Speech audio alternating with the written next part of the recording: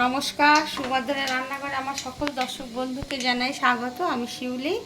আজকে আমি দেখো দুধ নিয়ে এসেছি। আজকে আমি একটু মিষ্টি বানাবো। দুধটা দেখো ফুটিয়ে আমি অনেকটা ঘন করে রেখে দিয়েছি। তো আর এবার একটুখানি গরম হবে, তার মধ্যে এবার গুঁড়ো দুধ দেবো। একটু গরম হোক 2 মিনিট। আমার দুধটা দেখো গরম হয়ে গেছে ভালো করে। এবার আমি প্রায় এক বাটি মতন গুঁড়ো দুধ দিয়ে দিচ্ছি। দিয়ে এটা ভালো করে মিক্সড করে নেব, যাতে দলা না পাকিয়ে যায়। দুধটা আমি এবারে ভালো করে ফুটিয়ে ঘন করে নেব একটু। আমার দুধটা দেখো অনেক ঘন হয়ে গেছে। এবার আমি চিনি দিচ্ছি। চিনিটা আমি একটু গুঁড়ো করে নিয়েছি। তোমরা তোমাদের ইচ্ছা মতো চিনিটা দেবে, যেরকম মিষ্টি খেতে চাও সেরকম দেবে। এবারে আমি একটু ক্যাডবেরিকে গুঁড়ো করে নিয়েছি, দিয়ে দিলাম। আমি যেহেতু এটা ক্যাডবেরি গুজিয়া বানাবো, সেই জন্য চকলেট গুজিয়া বানাবো।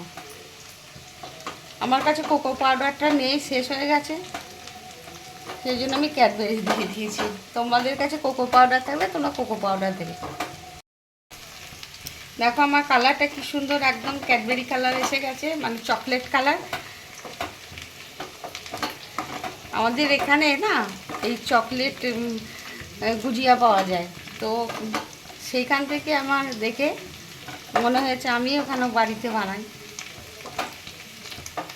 সেই জন্য আর কি। আর খেতেও বেশ ভারী ভালো লাগে, আর বাচ্চাদের তো খুবই পছন্দের ব্যাপার। আর দামও বেশি দোকানে এই গুজিয়ার থেকে। যাই হোক, তোমরা এইভাবে একবার বানাবে, বানিয়ে খেয়ে আমাকে কমেন্ট করে জানাবে তোমাদের কেমন লেগেছে। দেখো আমার প্রায় হয়েই এসছে, আর একটুখানি হলেই হয়ে যাবে। এই যে শুকিয়ে এসছে প্রায়, আর একটুখানি মানে মন্ডটা শুকনো হবে আমার গুজিয়ার মন্ডটা। দেখো আমার হয়েই গেছে। এবার আমি গ্যাসটা অফ করে দিচ্ছি, আর ঠান্ডা হোক একটু, তারপরে আমি গুজিয়াগুলো তোমাদের পাকিয়ে দেখাবো।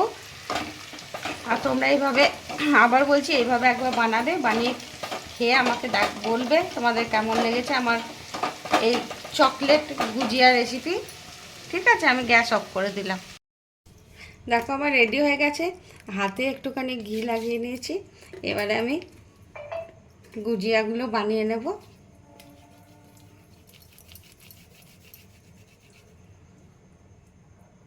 খুব ইজি ব্যাপার, কঠিন কিচ্ছু না। তোমরা এইভাবে একটা হলো, আর যা সুন্দর সুগন্ধ বেরোচ্ছে না, তোমাদের কি বলে মানে বলবো। ওই মানে চকলেটের ফ্লেভার, তো চকলেটের গন্ধ বেরোচ্ছে, ভীষণ সুন্দর লাগছে। আমি এলাচের গুঁড়ো দিইনি, তোমরা চাইলে এলাচের গুঁড়ো দিতে পারো।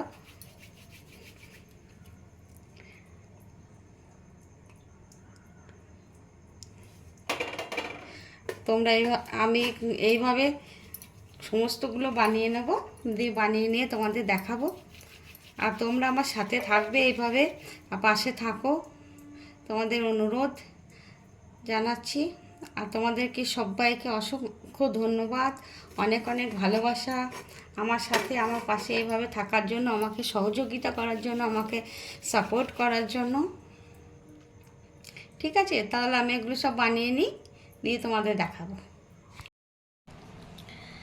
আমার গুজিয়া রেডি এবং সার্ভ করে দিয়েছি। তোমরা এইভাবে একবার অবশ্যই বানাবে, বাড়ির গোপালের জন্য, ঠাকুর ঘরের গোপালের জন্য বানিয়ে দেবে, দেখবে ভীষণ আনন্দ করে মজা করে খাবে। আর তোমরা সবাই ভালো থাকবে। আর তোমাদের কেমন লেগেছে আমার গুজিয়াটি, সেটা কমেন্ট করে অবশ্যই জানাবে। তাহলে আজকের মতন রাখছি, টাটা।